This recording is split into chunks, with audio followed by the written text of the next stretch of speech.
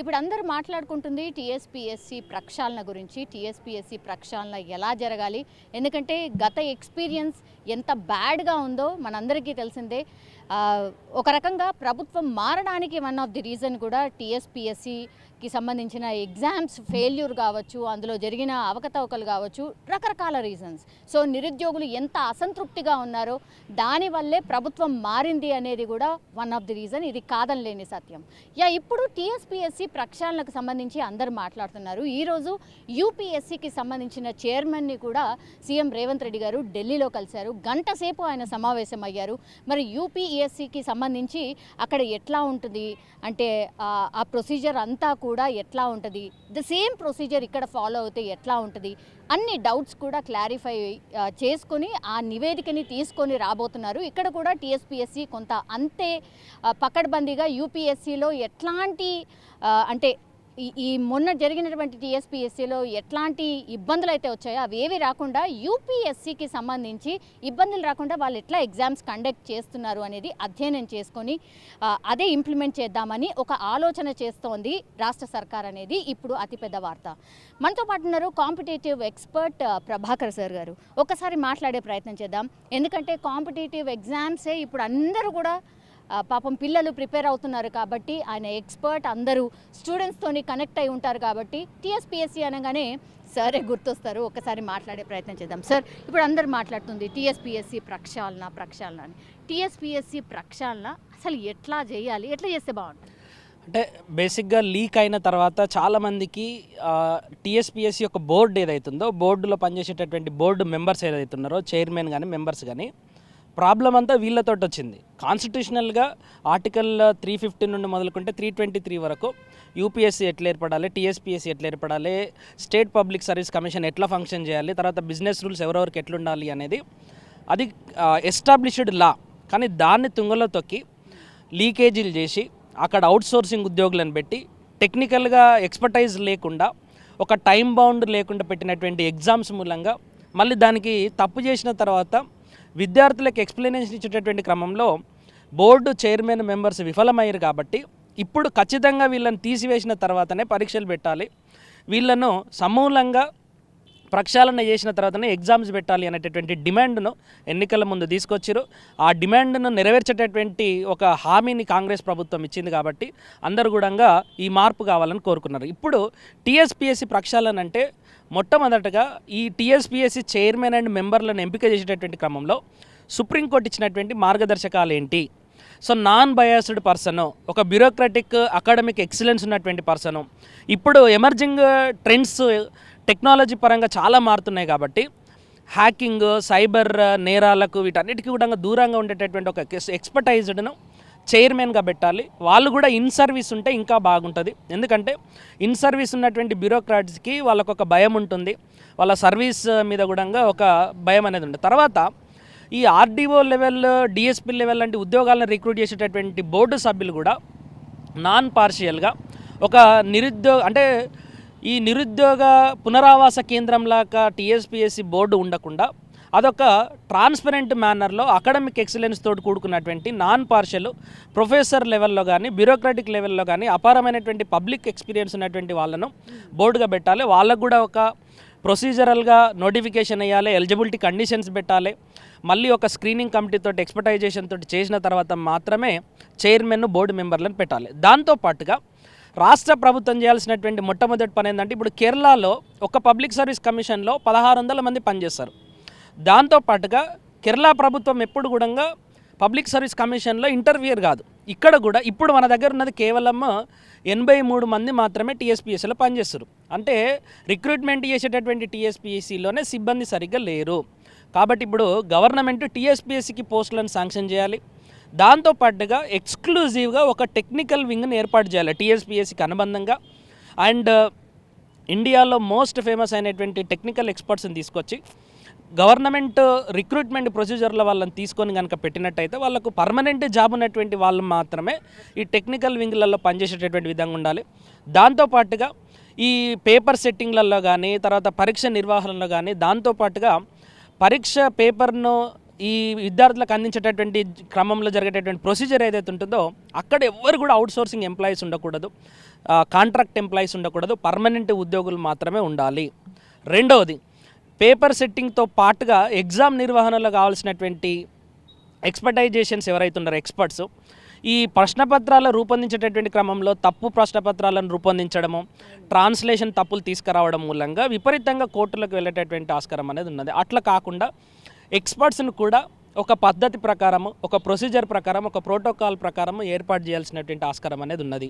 తర్వాత ఇప్పుడు already CM గారు యూపీఎస్సీ చైర్మన్ కలిసిరు. యూపీఎస్సీ ఎట్లా ఉంటుంది అని అంటే, ఒక సంవత్సరానికి సంబంధించినటువంటి ఎగ్జామ్ డేటు, రిజల్ట్స్ డేటు, దాంతోపాటుగా అపాయింట్మెంట్ డేట్లు ఆల్మోస్ట్ ఫిక్స్డ్ ఉంటాయి. 1-2 రోజులు అక్కడిక్కడ కాకపోతే ఉంటుంది తప్ప ఆల్మోస్ట్ ఫిక్స్డ్ ఉంటాయి. నేను 20 ఏళ్ళ నుండి గమనిస్తూ ఉన్నాను. అంటే 20 ఏళ్ళ యొక్క ప్రశ్నపత్రాలను గమనిస్తే ఎక్కడ ఏ సంవత్సరంలో కూడా ఇన్ని ప్రశ్నలు తప్పులు వచ్చినాయి. 1-2 తప్పులు ఖచ్చితంగా దొరుకుతాయి. కానీ ఎక్కువ మొత్తంలో తప్పులు వచ్చినాయి, ఎక్కువ మొత్తంలో ట్రాన్స్లేషన్ తప్పులు వచ్చినాయి అనేది మాత్రం ఉండదు. తర్వాత వాళ్ళు ఎక్కడ కూడా కోర్టు కేసులు ఉండవు. అక్కడ కూడా రిజర్వేషన్స్ పాటిస్తారు, అక్కడ కూడా జెండర్ రిజర్వేషన్స్ పాటిస్తారు, అక్కడ కూడా అన్ని రకాలైనటువంటి భారత రాజ్యాంగం ఏదైతే నిర్దేశిస్తుందో దాని కిందనే వాళ్ళు కూడా పనిచేస్తారు. అక్కడ రానటువంటి కోర్టు కేసులు ఇక్కడ ఎందుకు వస్తాయి అని అంటే, గవర్నమెంట్లు వాంటెడ్గా కోర్టు కేసులు వచ్చేటటువంటి విధంగా నోటిఫికేషన్లు ఇచ్చేటి. ఎగ్జాంపుల్, హారిజాంటల్ రిజర్వేషన్ పాటించండి అని గ్రూప్ 1కి చెప్తుంది, గ్రూప్ 2కి వచ్చేవరకల్లా సేమ్ హారిజాంటల్ రిజర్వేషన్ లేకుండా నోటిఫికేషన్ ఇస్తారు. సో ఇట్లాంటివన్నీ కూడా జరగకుండా టీఎస్పీఎస్సీ ఒక ట్రాన్స్పరెంట్ మేనర్లో ఎగ్జామ్ జరిపించేటటువంటి విధంగా, టైం బౌండ్ మేనర్లో ఎగ్జామ్స్ను పూర్తి చేసేటటువంటి విధంగా, కంప్లీట్ టెక్నికల్ ఎక్స్పర్టైజేషన్ తోటి, ఎథిక్స్ మోరల్స్ ఉండి, తెలంగాణ మీద ప్రేమ, ఆప్యాయత, గౌరవం ఉన్నటువంటి, తెలంగాణ గురించి తెలిసినటువంటి ఒక గుండెనే తెలంగాణ పబ్లిక్ సర్వీస్ కమిషన్కు చైర్మన్గా కావాలి, మెంబర్లు కూడా వాళ్ళే కావాలి. ఇప్పుడు విద్యార్థులు పర్టికులర్గా ఏం కోరుకుంటున్నారు సార్? అంటే విసిగి వేసారిపోయి ఉన్నారు. చాలా ఏళ్ల నుంచి అసలు జాబులు లేవు, ఇంటికోతనేమో అమ్మ నాన్న ఏంది ఇది ఇంకెప్పుడు జాబ్ అని అడుగుతున్నారు. వాళ్ళు ఏం కోరుతున్నారు సార్? అంటే బేసిక్గా స్టూడెంట్స్కి కావాల్సింది ఏంటంటే, ఎగ్జామ్ రాయాలి, రాసినటువంటి ఎగ్జాము ట్రాన్స్పరెంట్ మేనర్లో జరగాలి, నాకు ఎలిజిబిలిటీ ఉంటే, నాకు మెరిట్ ఉంటే నాకు ఉద్యోగం రావాలి.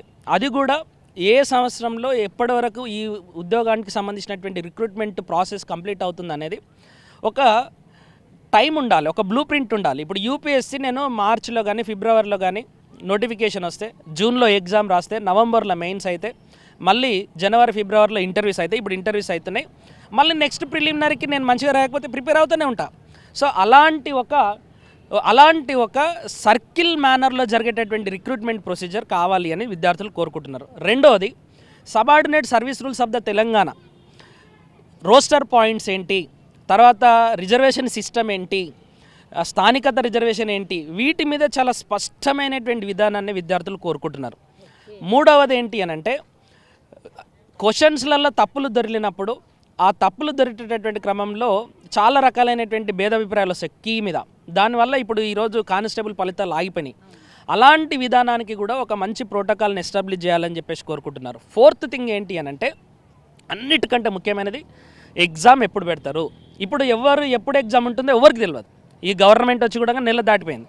ఎగ్జామ్ డేట్ ఎప్పుడు ఉంటుంది, నోటిఫికేషన్ ఎప్పుడు ఉంటుంది, పరీక్ష ఎప్పుడు అవుతుంది, తర్వాత కీ ఎప్పుడు వస్తుంది, అపాయింట్మెంట్ ఎప్పుడు ఇస్తారు, ఉద్యోగంలో మేము ఎప్పుడు చేరుతాం అనేటటువంటి ఒక కంప్లీట్ స్ట్రక్చర్ ఉన్నటువంటి ఒక ఫినామినన్ కావాలి. ఎందుకంటే ఇప్పుడు మీరు ఎన్నికలలో పోటీ చేస్తారు, ఎమ్మెల్యేలు, మీకు నోటిఫికేషన్ ఎప్పుడు వస్తుందో తెలుసు, పైసలు ఎప్పుడు జమ చేసుకోవాలనో తెలుసు, ఎప్పుడు ఎమ్మెల్యేలు అవుతారో తెలుసు, ఎప్పుడు మంత్రులు అవుతారో తెలుసు, మీది ఎప్పుడు పదవి కాలం అయిపోతుందో కూడా ఒక ప్రొసీజర్ ఉంది కదా. ఇట్ ద సేమ్ మేనర్ దీనికి కూడా కావాలి. దాంతోపాటుగా విద్యార్థులందరూ కూడా చాలా నష్టపోయారు. ఇప్పటికి కూడా ఒక గ్రూప్ 1 లేదు, చాలామంది ఏజ్ అయిపోతారు. సో కొత్తగా వచ్చినటువంటి స్టూడెంట్స్ కూడా ఒక 3-4 లక్షల మంది ఉంటారు. వాళ్ళకు కూడా అవకాశం ఇవ్వాలి అని చెప్పేసి చాలామంది కొత్త విద్యార్థులు కోరుకుంటున్నారు.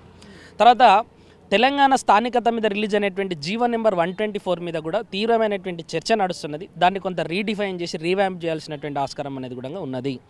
దీంతో పాటుగా ఈ ప్రభుత్వం విద్యార్థులకు ఉచితంగా స్టడీ సెంటర్స్ని ఎస్టాబ్లిష్ చేయాలి, విద్యార్థులకు ఉచితంగా మెటీరియల్ ఇవ్వాలి, తెలుగు అకాడమీ ప్రొడ్యూస్ చేసేటటువంటి పుస్తకాలను ప్రభుత్వమే ఉచితంగా విద్యార్థులకు ఎవరెవరైతే పుస్తకాలకు అర్హులు ఉంటారో వాళ్ళకు ఉచితంగా పుస్తకాలను కూడా ఇవ్వాలి. తర్వాత ప్రభుత్వమే అది ఆఫ్లైన్ కానీ ఆన్లైన్ కానీ ఎక్స్పర్ట్స్ కోచింగ్ సెంటర్స్ ఎవరైతే ఉంటారో వాళ్ళతోటి ప్రభుత్వమే తీసుకొని విద్యార్థులందరికీ కూడా ఉచితంగా కూడా కోచింగ్ని అందించాలి అని చెప్పేసి కోరుకుంటున్నారు. ఇప్పుడు లాస్ట్లీ సార్, జనరల్లీ కూడా ఎగ్జామ్ ప్రొసీజర్ ఎట్లుండాలి?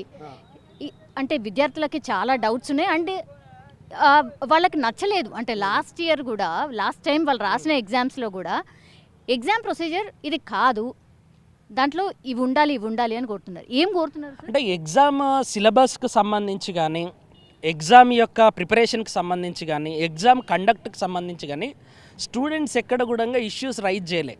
వాళ్ళు ఏం సిలబస్ ఇస్తే అది చదివారు, ఎప్పుడు ఎగ్జామ్ పెడతా అంటే అప్పుడు రాశారు. స్టూడెంట్స్కి ఉన్నటువంటి ఆబ్లిగేషన్స్ ఏంటి అని అంటే, మేము రాసేటటువంటి ఎగ్జాము వేస్ట్ అవుతుంది, ఎవరికి అమ్ముకుంటున్నారు. తర్వాత మేము రాసినటువంటి ఎగ్జామ్కి సంబంధించినటువంటి మెరిట్ లిస్ట్ ఏదైతుందో అది గందరగోళంగా ఉంటుంది. మొన్న స్టాఫ్ నర్సుకు సంబంధించినటువంటి మెరిట్ లిస్ట్ ఇచ్చిరండి. 1490 పేజీలు ఇస్తారా అండి? ఎవడన్నా మెరిట్ లిస్ట్ దిమాకున్నాడు? 1490 పేజీల మెరిట్ లిస్ట్ ఇచ్చిరు. నీ పేరు చెక్ చేసుకోవడానికి 5 రోజులు 6 రోజులు పట్టినటువంటి సందర్భాలు ఉన్నాయి.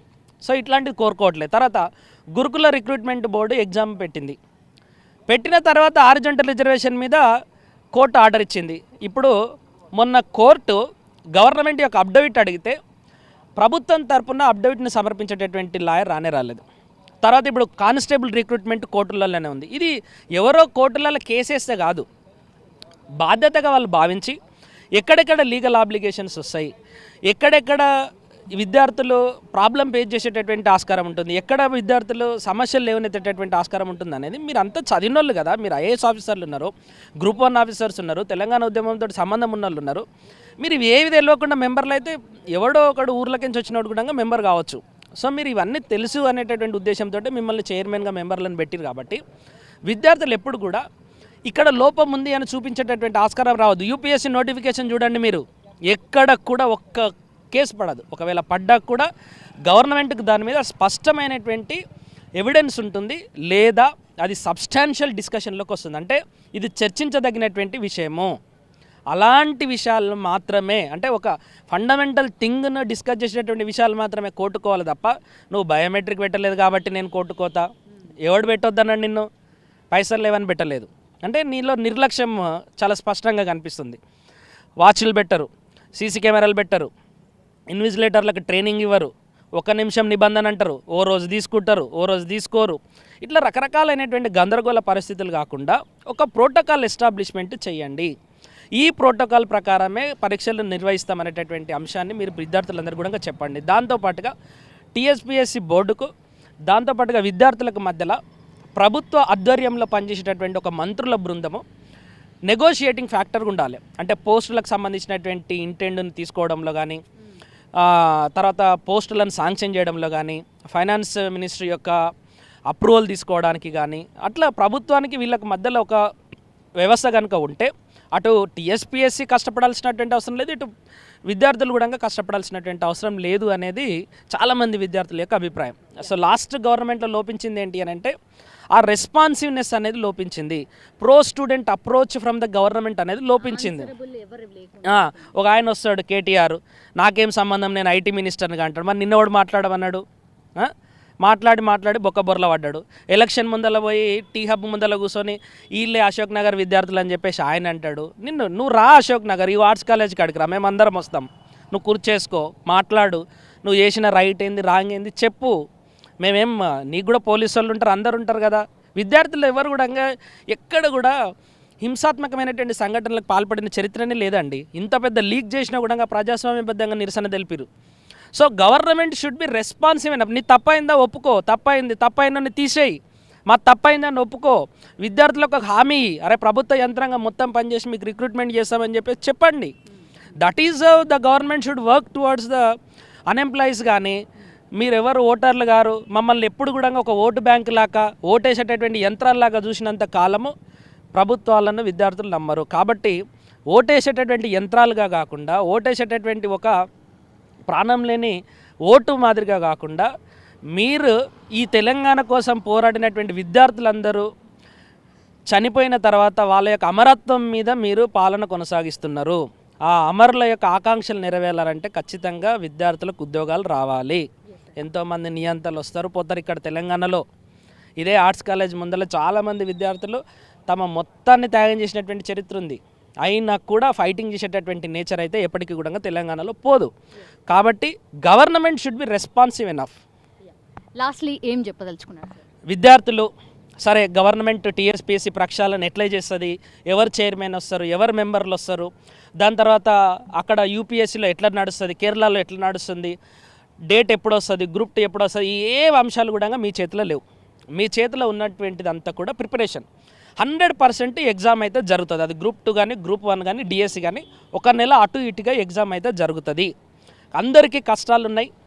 అందరూ కూడా ఈ 10 ఏళ్ల నుండి విపరీతమైనటువంటి మనోవేదనకు గురి అవుతారు. కానీ ఒక గ్రూపు చాలా సైలెంట్గా ఈ ఉద్యోగాలు ఎప్పుడు పడితే అప్పుడు కొట్టాలి అనేటటువంటి గద్దల్లాగా వెయిట్ చేస్తూ ఉన్నారు. కాబట్టి మీరు కూడా ఈ విషయాలన్నిటిని కూడా పక్కకు పెట్టి వాటిని కేవలం ఒక పాసింగ్ క్లౌడ్స్ లాగా గమనిస్తూ మీరు ఎగ్జామినేషన్ ప్రిపరేషన్ చాలా సీరియస్గా మొదలుపెట్టండి.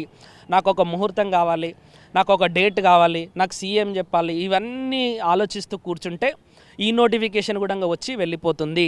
ఇక్కడ కష్టపడ్డ వాళ్ళకి, పోరాడినటువంటి వాళ్ళకి ఉద్యోగాలు రావాల్సినటువంటి ఆవశ్యకత ఉన్నది. కాబట్టి మీరు చేయాల్సినటువంటి ప్రాథమికమైనటువంటి ధర్మం ఏంటి అని అంటే మీరు ప్రిపరేషన్ను కొనసాగించండి. మీ ప్రిపరేషన్లో ఉన్నటువంటి లోటుపాట్లను సరిదిద్దుకోండి. ఎక్సలెంట్ టైం వచ్చింది ఇప్పుడు.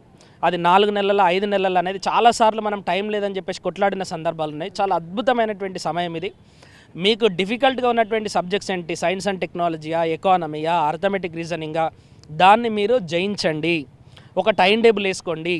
ఒక రోజులో మీరు చేయాల్సినటువంటి పనులన్నింటినీ కూడా చక్కదిద్దుకొని మెటీరియల్ని గ్యాదర్ చేసుకొని ఒక అద్భుతమైనటువంటి ప్రిపరేషన్ మోడల్ని మీరు పెట్టుకొని ప్రిపరేషన్లోకి కూర్చోండి. ఇమ్మీడియట్గా మీరు ఇంకా టైం పాస్ చేస్తున్నారంటే you are not at all into competition. మీరు ఆస్పైరింగ్ మోడ్లో లేరు అని అంటే మాత్రం మీరు నష్టపోయేటటువంటి ప్రమాదం ఉంటుంది. కాబట్టి ఎంతమంది ఎన్ని చెప్పినా కూడా మీరు చేయాల్సినటువంటి ప్రాథమిక ధర్మం ఏంటి అంటే you must focus on your preparation. ఖచ్చితంగా ఎగ్జామ్ జరుగుతుంది. అది 6 నెలలకు జరగచ్చు, 4 నెలలకు జరగచ్చు, 1 ఇయర్ జరగచ్చు. కానీ ఎప్పుడు ఎగ్జామ్ పెట్టినా సరే నువ్వు సంసిద్ధంగా ఉండి ప్రిపరేషన్ కనుక కొనసాగిస్తే దెన్ ఈ డిస్కషన్స్ అన్నిటికీ కూడా ఒక సత్ఫలితం వస్తుంది. నీకు ఉద్యోగం వచ్చినప్పుడు మాత్రమే వీటన్నిటికీ ఒక సార్థకత ఉంటుంది. కాబట్టి focus on your preparation, leave everything. కొత్త సంవత్సరం కొత్తగా స్టార్ట్ చేయండి. కొత్త సంవత్సరంలో ఒక ఉద్యోగంలోకి అడుగుపెట్టేటటువంటి విధంగా మీరు సంసిద్ధంగా అండి. థ్యాంక్ యూ అండి, thank you so much. So మొత్తం మీద అది అంటే ఇన్స్పిరేషన్ వర్డ్స్ ఇవి నిజంగానే. అంటే సార్ చెప్పినటువంటి విధంగానే